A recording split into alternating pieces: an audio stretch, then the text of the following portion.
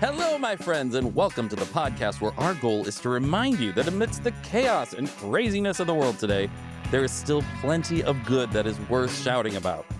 In each episode, we highlight the stories of another creator of good in the world. Nonprofit, for-profit, it doesn't matter. We know that when you use what you have to add to the world, we can make the world better. This is Creating Good with me, Matt Barnes. Let's create some good. Ladies and gentlemen, boys and girls, welcome to another episode of Creating Good with Matt Barnes. I'm Matt Barnes, and we got an amazing show today. An old friend of mine, I'm on this kick lately, like reuniting with people that I've known for a very long time.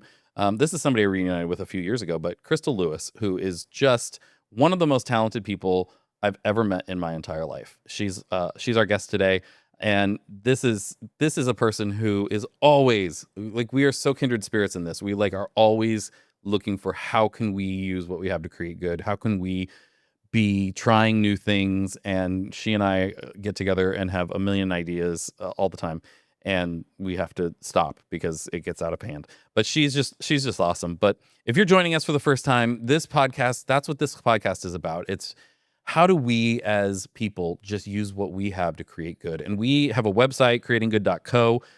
You can go there. You can check out our magazine. We have a digital version of it on there. You can check out, obviously, episodes of the podcast where you can hear the stories of people creating good.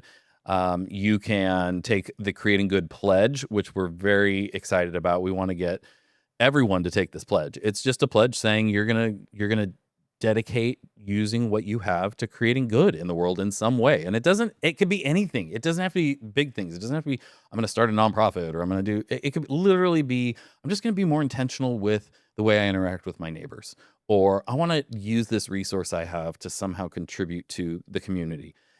Every little bit of good that we add to the world counts. Every little bit of good matters. I promise you. And you never know what little thing you do that could really change someone's life or make their day. Literally, it could be the smallest things. So that's what we're all about. That's what we're encouraging here. We're not trying to raise money. We are not trying to do anything but really have a movement for creating good in the world. And we want you to be a part of it. So go to creatinggood.co and see how you can join in. You can get on our mail list, and we send out practical tips and ways you can get involved in creating good, but also just practical tips for how to create good in your life in simple, easy ways. Follow us at creatinggood.co on Instagram, and you can follow me at Matt from Rogue on Instagram, or everywhere. Actually, I'm Matt from Rogue everywhere. But that's that. Today's guest, Crystal Lewis, she is a Grammy-nominated singer. She is one of the most talented, not just singers. I mean, people know her for her voice, but and it is unique and it is amazing. And she is, I mean, I've recorded with her, not me singing. I worked on some albums and she sang on them, and she comes in the studio and with no effort, never having heard the song that we're asking her to sing before, she listens to it once and does one take, and it is perfect to the point where the producer's like, I mean, I guess we could do a couple more takes just to have alternates, but there was nothing wrong with that. It was perfect. She's just incredible. And she's one of the kindest, coolest, most fun people. She is constantly looking for ways to use her resources, her talents, her passions to create good for other people. And I am in awe of her, and am just so lucky to be able to call her a friend. And I've known her for many, many years, but we'll tell you more about that in the interview when we're talking. I am here with the one and only Crystal Lewis. Hi. Hi. I say this every time I get people to come in. Most of my podcasts are done over Zoom now, so I just love it when I get people to come into the studio. It's so fun. So much better. I know. It's true. Crystal and I have known each other for many, many years. Indeed. Since the late 90s. Yes. Yeah. Wow. Yeah. Mm-hmm. That's correct. Yeah. That just means we're old. We were not children at that time. No, we were not. Well, we in many ways we were, I feel. But But we will get into Crystal and her story and everything. But first, Crystal, we have a segment that we start with Oh, called 3 Random Questions. okay. And I have a list of many, many random questions, and I randomly choose 3 of them. And now I'm randomly choosing them in my head. I could see that because didn't. I don't see any. No, I know. But I've done this so much, and so now, and I feel like these may not be as random because I'm going to tailor them towards you a little bit. Okay, you ready? I'm ready. Okay, question number 1 is, what was the first concert you ever went to? The first concert I ever went to was Scott Wesley Brown. Okay. I'm pretty sure that's the correct name. I was visiting my aunt, uncle, and cousin in Bakersfield, California, while my parents were off doing something else, and my cousin was going to this show, and so she took me with her. And I believe he was like an acoustic Oh, Christian churchy sure. like solo act. Yeah. Like he had records out and things like that. Clearly stuck with you. Yeah. I mean, actually, as you asked it, I was like, what's his name? And then it just came out of my brain. So, yeah, Scott Wesley Brown. All right. There you go. Couldn't tell you a single song. Well, yeah. But, yeah. My first, you didn't ask, but I'm going to tell you anyway. Was it me? No, my first concert, was it you? My first concert was Crystal Lewis. No, my first concert, which is probably why I've been in therapy for so many years. My parents, when I was 4.5, took me to Barry Manilow. Oh, wow. Until I was like 3rd or 4th grade, I thought there was only 3 kinds of music: oldies, Barry Manilow, and Barbra Streisand. That was it. That's all I knew. You know, I'm not finding a lot of negative thoughts surrounding that at all. Like, as I get older, I appreciate that more. yeah. I always loved the oldies. I loved Motown, Beatles, all that stuff, right? But as a kid, finding out that new music was still being made, because I thought that had been done for a while, and that something other than Barry Manilow or Barbara existed, was eye-opening. I mean, that was, yeah. Wow. Yeah. That is, I mean, we could talk about just that. I know, right? That's a whole thing, right? All right. Give me, what did you have for breakfast this morning? I had some chia seed pudding that I made with blueberries and pumpkin seeds. Wow. How healthy of you. I'm a 90%er. Yeah. Healthy. Health eater. conscious. Yeah. Very good. I allow myself that 10%. I admire treats. anyone who can do that. Yeah. Because I finally figured it out and got good at it. And then I had kids. Right. That happened. And then COVID. And the combination of those 2 things, and I have not figured out how to be a good present dad, have my businesses, have everything, and also take care of myself. Yeah. I'm trying to. I'm working on it, but yeah. That's all you can do. That's put that awareness piece to work. Right. And that'll keep moving the needle forward. Yes. Yes. Okay, last question. Can you do any impressions? Not specifically, no. No. Okay. I love to talk in a British accent a lot. Oh. But I'm not actually, imitating anyone in particular. But it sounds quite good. Thank you. I have loved British films and music my entire life. So yeah, Okay. it comes and goes. I had to work real hard. I just got back from London, and I did not speak to anyone in a British accent while I was there. But you had to try hard to not to. I absolutely had to rein it in. Yeah. No, I was the same way. I did a semester in London, and it was the same. It was very, very hard for me to not slip into for me, yours is excellent. Mine was not. So it was because I knew that if I did slip into it, then people would immediately be like, "Oh, you're not real. No, we can't. You're not one of us." But I think it's an interesting. For me, I was realizing that was a struggle for me to not speak to them in this accent, and I thought, wow, I guess I didn't really realize how influential the British culture has been on my creative journey. Yeah. Primarily, like I said, with films and music, like, and TV shows. Yeah. It's like it's a lot. They Yeah. put out a lot.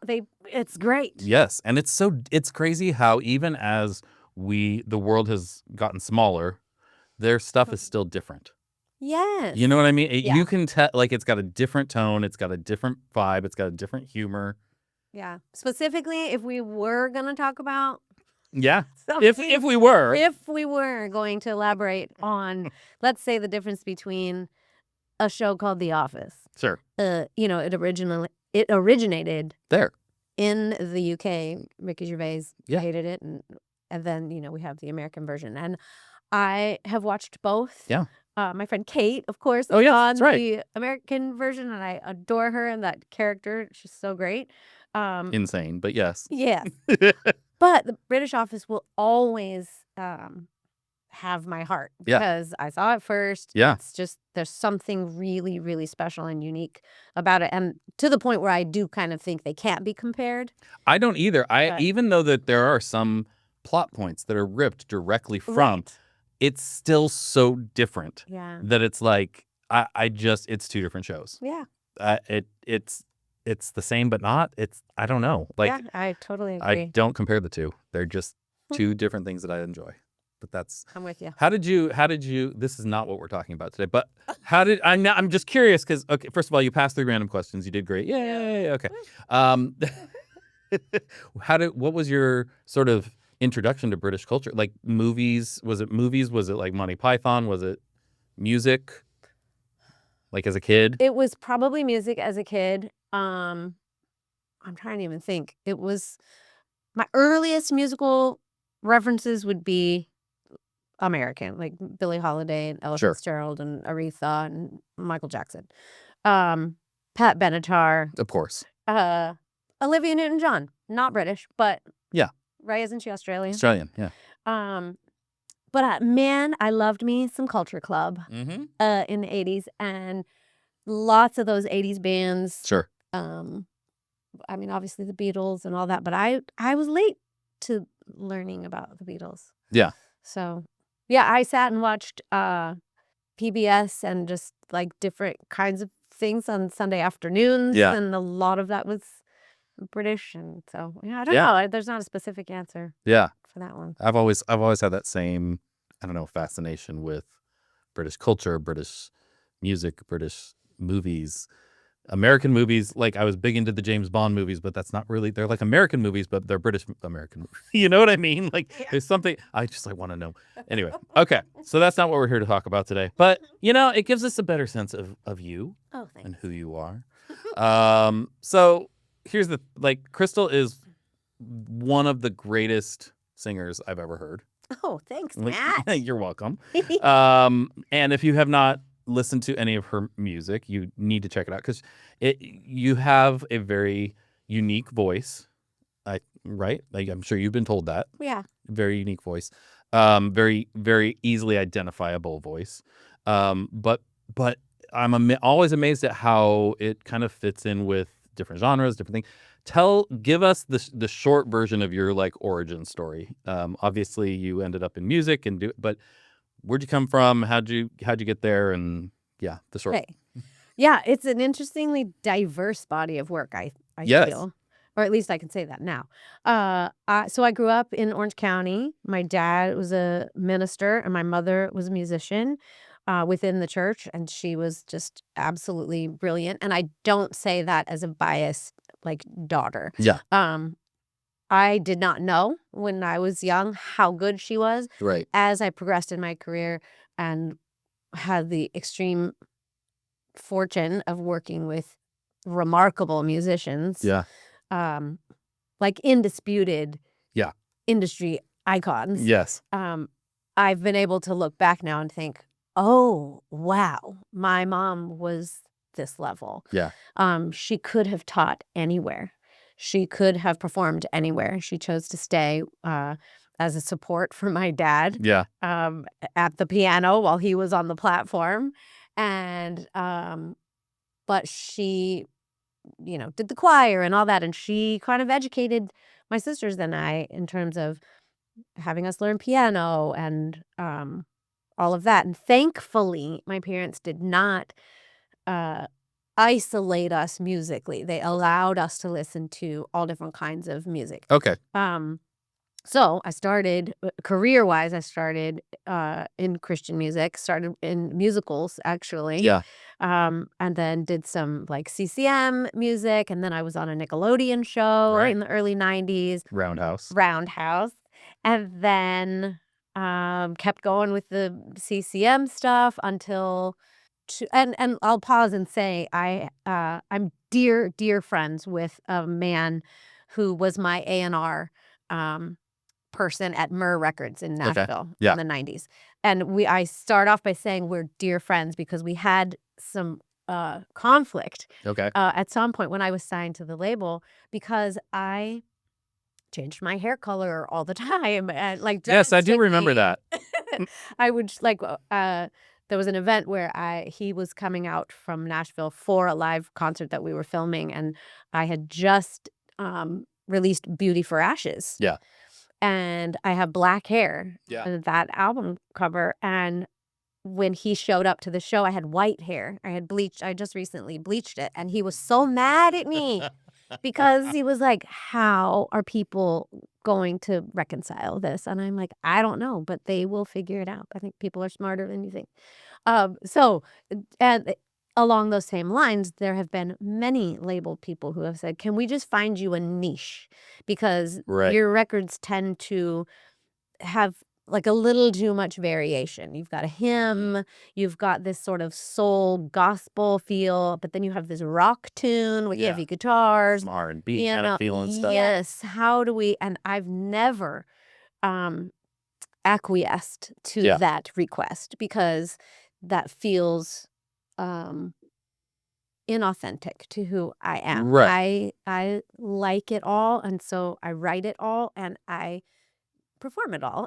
So You are you are the most visible chameleon in the world. I think that's what it that's funny. because every time you're saying that about your album covers coming out and all that kind of stuff. Yeah. And I remember you would have a new album coming out and that's what I'd be what look are we getting this time? Like because it was always so different. But not in a subtle way. Right. You were out there and Never everybody subtle. but it was like she's this, nope, she's that. Nope, she's that. No, and musically that matched. Like that, Yeah. Yeah, you're right. And to be honest, I did not at that time, I was not playing with all of that with any amount of intention. Right. I wasn't sitting back and saying, "Okay, now I'm going to take them by surprise with this." Right. It wasn't some strategy or. No, not at all. It was just there was this innate sense of and I wouldn't even call it confidence at the time. Now I would look back and say, "Wow, I have more confidence than I gave myself Yeah. credit for." Yeah. But it was just this sense of self that Mm. came naturally, which I don't totally know where that came from because I do feel that my upbringing really was more about toning it down. Yeah. And so somehow I just threw all of that off and was like, nah. So Do you think music I'm just off the top of my head. Do you think music for you is almost I don't know how to explain this. Like it almost seems like it's a different thing for you than for some artists where they do it, they have this thing, they're good at this one thing. The type of music that it is a part of that. The message is a part of that. It feels like are more you just have music or expression and it comes out in different ways, whether that's strategic or not. Whether it's just whatever you're into or just whatever fits that message or song or feel. Is that accurate? Because 100%. it just feels like for you, it's more of what's the thing that's going to be, I don't know. You have such a distinct voice, but it does fit into all these different genres. And when you do different things, it doesn't feel like you're forcing something. It just feels like a natural extension or a natural Thank you. flow. That's how it feels for me Yeah. too. And I will drive that point home by saying in 2016 16, Mhm. I became single after having been married for 28 years. Yeah. So that was a rather rude awakening Sure. in so many ways. Uh, and my ex-husband had been a massive part of my career, musically speaking, and Right. we had created all kinds of stuff together, which I'm so proud of and do not despise in any way. And I'm so grateful for the history and the backstory and all of it. I Yeah. really, really, truly am. Um, but when I became single and was like, well, now what do I do with myself? Well, that was a very, very brief thought because I am nothing if not an idea person. Yes. And I kind of thought that I was just an idea person, not a oh, for heaven's sakes, what's it called when you Like executing. Like, thank you. yeah. Yeah. What's it called when you do the Yeah. idea? When you clap your hands. Yes. Yes. I'm not really like an executor of the ideas. Yes. I am. Yeah. And it took having to do it by myself Yeah. in order to realize that about myself. And when I say by myself, what I mean is I letting the process, like understanding the planting of the seed of the idea and then watching the dream grow and then making the calls and asking Yes. for favors and putting Kickstarters together, Yeah. like pulling all of the pieces and fitting them together and making a really great puzzle. And not all of that is done by myself. There was Right. specifically Tony Guerrero, Yeah. who is a wonderful producer, trumpet player, Yeah. piano player, musician guy, who's become just, I call him my partner. He is my co-write partner. We do all kinds of stuff together. And he's an enabler, is what he is, because Yes. he has fully enabled me to bring these projects to life. But I say all that because for my 50th birthday, he gave me a T-shirt that he had made with my face on it and like a comic bubble Yeah. with the words, I have an idea. Because I apparently say that a lot. And I didn't even really realize that I was saying it. But Yeah. to your previous point of just these things kind of, ooh, this looks good. Let's do this next. And da-da-da, without Yeah. a really specific strategy. That feels new Yeah. to me in the last 10 years, and I love it, and it feels right. I don't know. I think this is one of the reasons you and I have always connected is if I walk, you met Corey today, Corey who works for me. If I walk into Corey's office and say, I have an idea, his reaction is, oh, Yeah. crap. Like, I've definitely had a couple people start saying, run. yeah. Oh no. What is it now? Yeah. Because there's always an idea. There's always, Of and it's course. fun. Like it's a fun thing. And even if they don't always come to fruition or it's not always the best, that the exercise of doing that and your creativity and what could be. Yeah. And even if 1 in 100 happens, that's great. Like, Yeah. or maybe probably more like 1 in 1,000 actually, because Yeah. the reality is, and you have to have good people around you to kind of keep you on track and stuff. Yeah. That's Yeah. Stacy's, my wife is great at that for me. She'll, "No, that's a great idea, but maybe not right now, or maybe that's for somebody else." But okay, so obviously with creating good, like our whole purpose really is we love to tell the stories of people who are creating good in the world and using their resources, what they have, to do that. I have been inspired by you and your journey, and I've told you this before, because you had this very specific career. I mean, I remember when we were on a tour bus in 1999 and you told me about being on stage and Bono kissing you on the cheek and you were never going to wash your cheek. And I thought, well, that's the height of her career. She got And that had just and happened. it just happened. It was like very recent. But you sang on a song with Bono. You performed at the Grammys with him, and he kissed you on the cheek. And I thought, I mean, as a dude, I'd be like, yeah, I'm done. Like I'm good. But all that, like at that point, I think I would have said, wow, it can't get better than that for her. And now, even though it looks very different, I go, this is your best. Mm. And it's that ability to, I don't know, to learn new things, to morph, to go with it. Like what obviously this could be something we talk about for hours and hours, and we do every time we see each other. Yes. But but what is the key to that for you? Like as you've been through the career, and then just as a person, like growing and learning, what is the key for you as you continue to morph and continue to learn and grow and try new things? I think a huge part of it is that I'm just not attached to the past. Um, like I said, I do not despise my backstory. Like, Yeah, I'm yeah. really grateful for the history, and it's everything that has happened to me has led me to where I am, and I'm just very aware of that. Yeah. That now, that today is where we are, and Yeah. I love new things, and Yeah. I've learned to love growing, and um I'm glad for what I did, but I think I always think I can do better, Yeah. and I'm not a perfectionist by any stretch. Right. I just um I don't know. That's a really hard question. I'm going to be really thinking about that. But that is the part of it. I feel like I did that.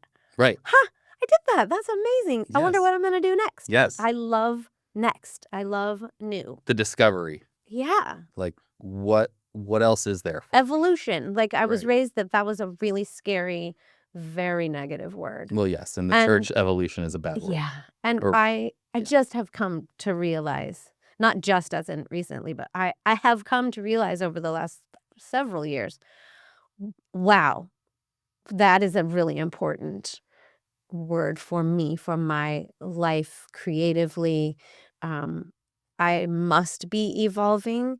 I don't know what the opposite of that would be other than just stagnation. And Yeah. that's where things get mold. Yeah, exactly. Mm. It is. And pruning comes with Sure. evolving, um, cutting things off. Like, Yeah. you gotta I've said so many times, and this is such a painful and difficult lesson for me to learn often, but you have to let go in order to move forward. Yeah. And that's hard sometimes, but Yeah. it's possible.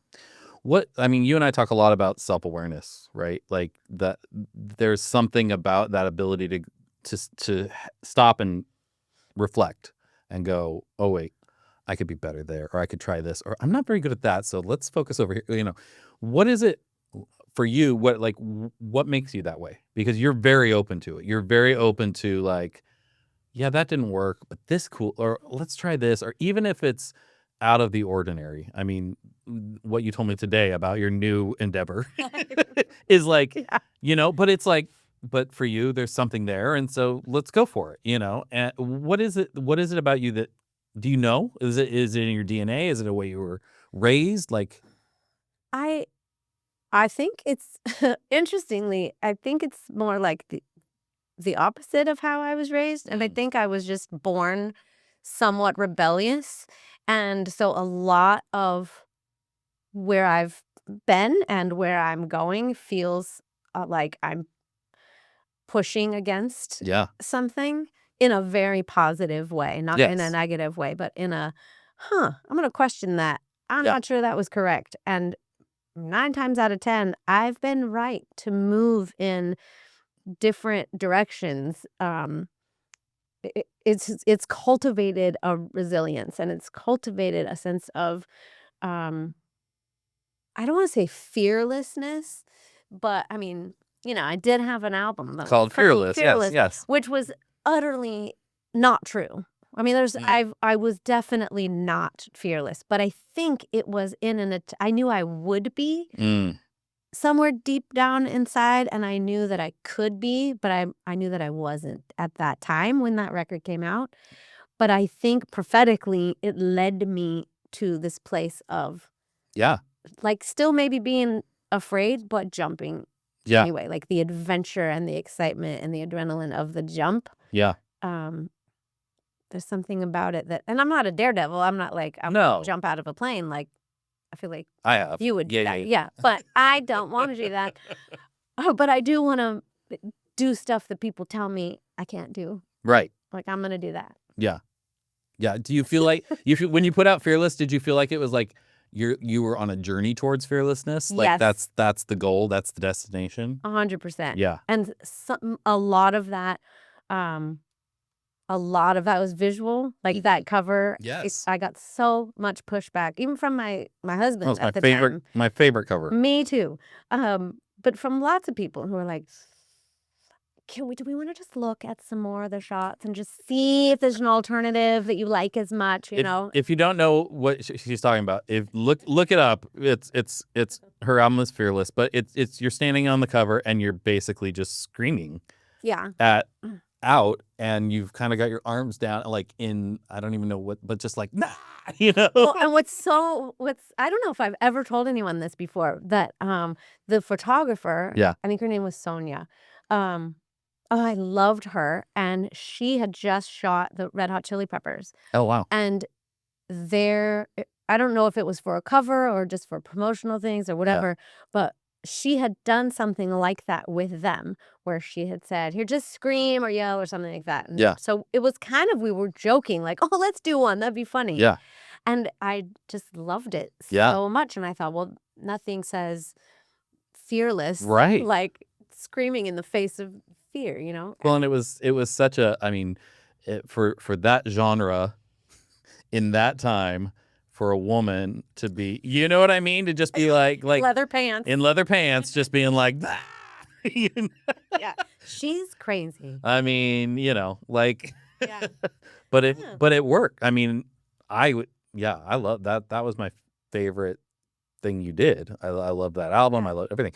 But I think you have embraced that journey of fearlessness and have been Yes. willing to take a lot of risks, and realistically probably have pissed some people off along the way. For Or sure.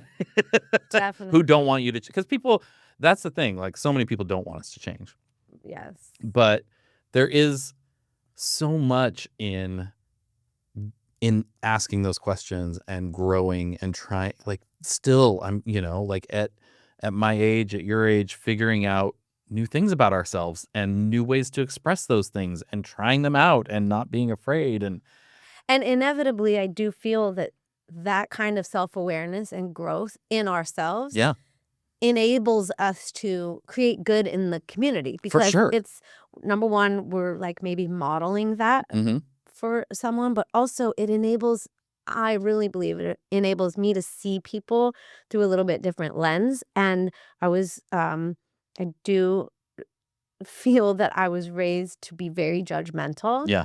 and that is part of the skin I am still desperately shedding Yes. as much as I possibly can. Yeah. So it gives me this compassion and this empathy and this grace for other people who maybe aren't quite where I'm at, or just to see different people in different lights and different circumstances and be able to have compassion on their journey. And I don't know, that nothing, I feel that communities can benefit from us being less judgmental of each other. Yes. Well, it's the whole curiosity versus judgment. You know, it's the whole Ted Lasso, like, Yeah. be curious, not judgmental, right? Yeah. Which I'm sure was said somewhere else before Ted Lasso, but now he gets all the credit for it because that scene was amazing. But no, I mean, it really, it's so important, and we tend to, our natural kind of instinct is to judge and to assume I know what's right. I got it figured out, and that doesn't fit in my box, so it's not right, or I don't like that. But then when you start getting curious about people, getting curious about yourself, getting curious about the world, getting curious about different viewpoints, it opens your eyes to everything and allows you to create more good in the world with the relationships, the people, whatever. And I see that, like, look, I mean, I've seen you in an arena. I've seen you but then I've seen you, you know, at Jack's down the street. Right. And honestly, like, I feel like there was more of a connection with the audience and with what you're doing. And now with Mhm. at Jack's than there was. Not that that was bad. That was Sure. I love those shows, but I don't know. You are inspiring people in those ways. You're inspiring me in those ways. I mean, this is That's it's I really have always really felt like I want to learn, I want to grow, I want to know more. I want to embrace critical thinking and ask the questions and that kind of thing. But sometimes you feel alone in that. And so to see somebody else doing that, somebody who you didn't have to, you could have said, "No, I'm just going to stick here. I I'm could gonna have keep cashing that Christian music check." absolutely. Yeah, I could have just kept heading down that road. Yeah. But it didn't feel. I just felt like it had come to an end. Yeah. It was My life came to an end. time for something different. Yeah. Okay. So speaking of something different, Yes. as we've already been 30 minutes. I can't believe it. You have been working on something that you've talked with me about for a couple of years now, but you've got this book. Yes. Yeah, Tell totally everyone about the different. book. So in 2018, in 2014, I think, my parents moved to Anaheim, which is where I grew up. They Yeah. moved back into the house I grew up in because my mother had been diagnosed with Alzheimer's, and so we knew we were kind of on this, trajectory. So basically, I moved back from Montana. My younger sister moved up from San Diego. We all kind of just came together, yes, to kind of usher my mom through this winter of, her life, not knowing how long that was going to be. Well, my little sister was pregnant. And so she and her husband moved into the house with my parents, had this baby. I moved back from Montana and I basically became the nanny. And I watched this kid from the time she was about 1. And so as she got older, she was about 4 years old. Mhm. I would always bring fun things to do to the house, and I can't draw to save my life. But I brought paper and pens and markers, and I said, we're gonna make storybooks. Yeah. And so we just made these little silly books. And I can't draw, like I said, so I just would make the words real pretty. I could whatever, have fun with the writing. And that planted a seed for me. I have a lot of my books from when I was a kid that I like to read. I have pretty much all my kids' books from when they were little, and they're 31 and 29. So I have had a thing for kids' books forever and ever. And so this little seed was planted, like, what if this was a kid's book? And so fast forward, I have created this little book. It's called Clementine Finds Her Voice. Claire Clementine is my 2 nieces' middle names. Okay. So it's not about singing. It's not a singing book. It's pretty much about finding the courage to speak up, finding the courage to say what you think, Yeah. Yeah. to express your opinion, which seems like so logical. And well, of course, don't we all do that? No, a lot of us were raised No. to just be quiet and take a step back. And that was the case with me. So this has been a wildly personal journey. Yeah. This book started as a cute little rhymey stream of consciousness Yeah. thing, and it has become something quite different. It's still a kid's picture book, Yeah. but it just has a lot of depth of meaning. It's autobiographical in so many ways. Yeah. And so I did a Kickstarter to fund it, and it did not fund. So I've done 3 other Kickstarters for music projects, Yeah. all funded. And so this kind of came as a bit of a surprise to me. Like, wait, no, my ideas always work. Yeah. I can always make something happen. And I couldn't. I didn't. And so I pivoted, and I have the book available for pre-order on my website. Yep. I have a brilliant illustrator attached to it, and I'm making her payments as I can. The goal is to be finished and go to print in October. Okay. I'm also doing a 5-song EP Yeah. that goes along with it. So 4 brand new songs that I wrote for the book. around the themes of it. And then a fifth song that is a duet with my mom. Oh, So my mom passed in 2022, yeah. but she had done all kinds of recordings many, many years ago, and there was one song in particular that I loved that really, I feel, fits the themes of the book, and Yeah. so we are, doing a little, Nat King Cole unforgettable Yes. moment and making it a duet. Oh, So that's I'm amazing.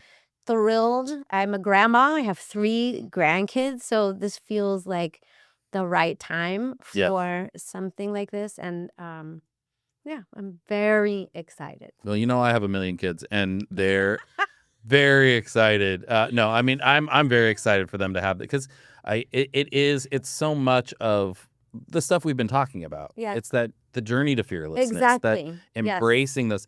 What if somebody had had those conversations with us as kids? Exactly. You know what I mean? Yeah. And those are the things that I think about all the time with my kids and how I can help them get there faster than I did. Because for me, it was I mean, still now, but like late 30s before I was like, huh, I can do, I guess I could do that thing that I've always kind of wanted to, and Yeah.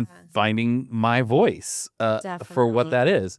And I think even, it's for you, it's almost ironic that you had this voice, but to find your voice in it Yeah. has been this journey. And Yes. it's been so fun to watch, and I don't know. So to see this and to have a resource for kids, and we've talked a little bit. We'll definitely talk more. Creating Good will be involved in promoting this book somehow. I want to Yeah. support it because I think it's such an amazing and needed thing, Yeah, and I we agree. want to. It's definitely, I'm sure you have found reading books to your kids. Oh, it's the best. There's so many beautiful, deep insights Mhm. for us as adults. Yes. That's maybe why I'm so my like having maybe some undiagnosed ADHD. I just Let me really diagnose you right now. okay. Yes, you have. As an ADHDer, yes, you do. So I see you and me. getting through a 36-page picture book is a little bit easier than Yes. getting through a 365-page book with no pictures. But there's still this depth and these wonderful lessons to be learned for us as adults and parents within these kids' books. I So love it. I love it. I think yes, it's I'll tell this real quick and then we'll wrap up. But we were talking just before we came in here, and I told this story, and you said you should have said that for the podcast. Uh, just but we like were talking about this exact thing, this idea of yes. finding your voice and being able to speak up for yourself. And I was saying how I was at dinner with some friends last week, and one of them's older, one of them's younger. And the older one, we were talking about, like, I was always the peacemaker. And part of that, I think, was my family. Part of that was growing up in the church, and you be humble and you don't make other people feel uncomfortable, and whatever. Which, anyway, that's kind of ironic sometimes that. Right. So, but that was me. That was always kind of my position. And then my friend, who's a little younger than me, she was saying like, "Oh, I'm kind of in between," And then the older gentleman, my friend Curtis, was saying, he's like, "Oh, I had to learn to tone it down because I would fly off the handle at people." And I'm going, wow, this is so interesting. And we're having, so then our food comes. We're at dinner, and they both got the lasagna, and both of them take a bite, and they're both like, look at each other and like, it's so salty. Like it's so salty. And they both took another bite, and they're like, so salty, I can't eat this. And I'm like, oh You're my like, gosh, send it back. Don't I'm so sorry, you guys. Like, in my mind, it wasn't even a thought of they're going to send it back. Like, that's not. And I look over and I look at Curtis, my friend, and I can see on his face, I'm like, oh, you're going to say something. You're going to send this back. And he's like, yeah, of course I am. And he's like, you wouldn't? And I'm like, no, it wouldn't even occur to me to do that. And I'm not saying that in a judgmental way. I admire you. But the fact is, I've been so trained, it would not have occurred to me. It'd be like, in my mind, I've been, well, this is what I ordered. And so I guess I got to live with it. And, right. and, it's so crazy that we had just been talking about that. And then this real world example. But then he does. And Shamara, my friend, she also, like, they kind of, hey, this is way too salty. Have this great conversation with the waitress, and then the chef comes out and asks them more like he wants to know, and they're like interacting, and it wasn't confrontational, and he was so thankful.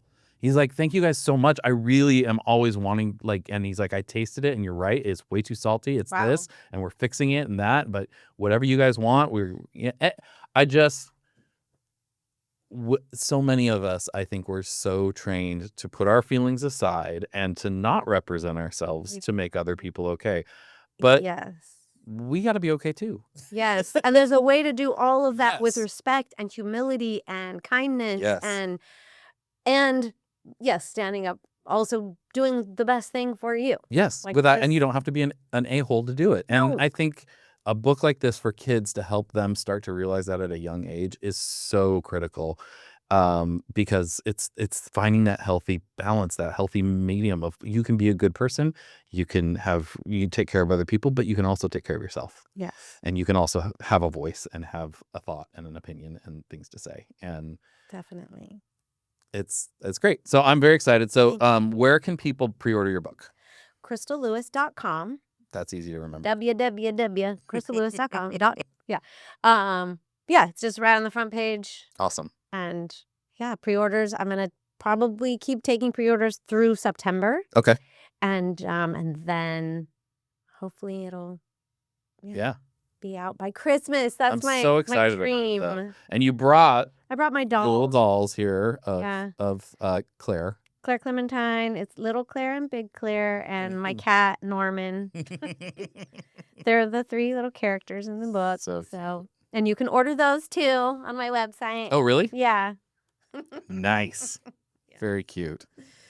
All right. Yes. Last question that I always end with is, what in your job? I usually ask in your job, but you have so many jobs. But what brings you the most joy? Ooh. What brings me the most joy? I think currently what brings me the most joy is connecting with people in the audience while I'm on stage. Also conversations that I have with people where someone will make where we have a connection, right, where the music is involved. That is just the most surreal, beautiful gift of a moment, to know that something I wrote and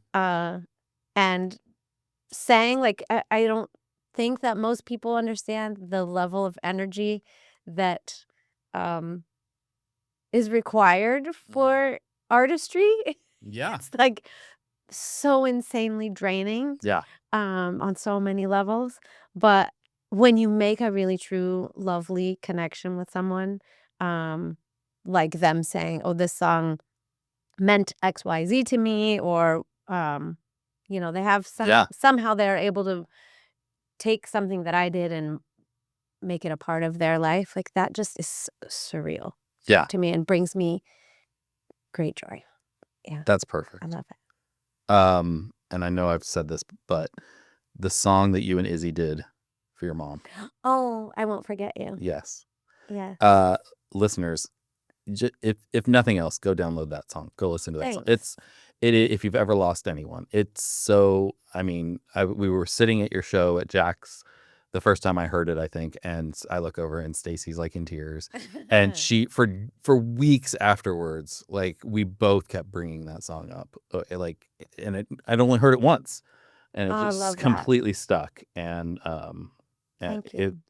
it's truly, it's really a great song, and as I'm in the process of losing my dad, it's very meaningful. So thank you.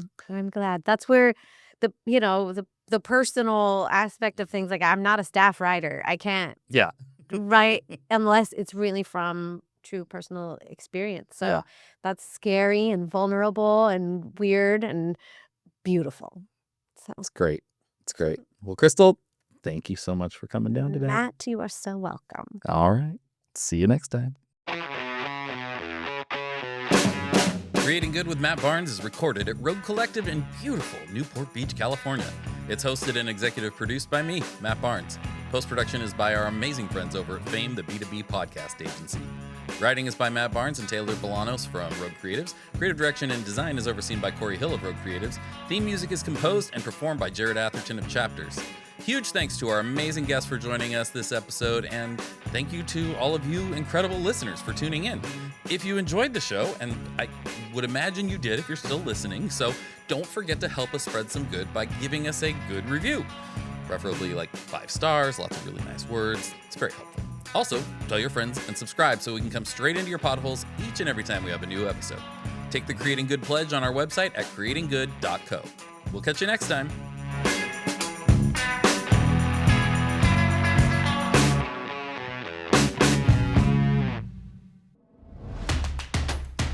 This has been a Rogue Creatives production.